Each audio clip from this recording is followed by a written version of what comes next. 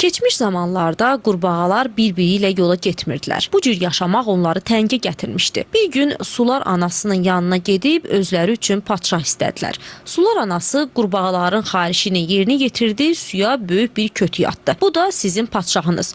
Kötük suda hey yırğalandı. Qurbağalar burunlarını sudan çıxarmırdılar. Elə ki kötük yırğalanmırdı, qurbağalar gəlirdilər. Yuvalarından çıxıb kötüyə tamaşa edirdilər. Qurbağaların belə padşaha gülməkləri tutdu. Onlar bir-biri ilə yenə çəkişməyə, dalaşmağa başladı. Bir müddət keçdi, qurbağalar yenə sular anasının yanına gedib özləri üçün padşah istədilər. Xahiş etdilər ki, onlara qəzəbli padşah təyin etsin. Sular anası Hacı Leyləyi padşah təyin etdi. Hacı Leyləyə tapşırdı ki, kim sözündən çıxsa onu utsun. Qurbağaların dəhşətli günləri başlandı. Hacı Leylək sular anasının dediyi kimi hərəkət edirdi. Sözünə qulaq asmayan bütün qurbağaları udurdu.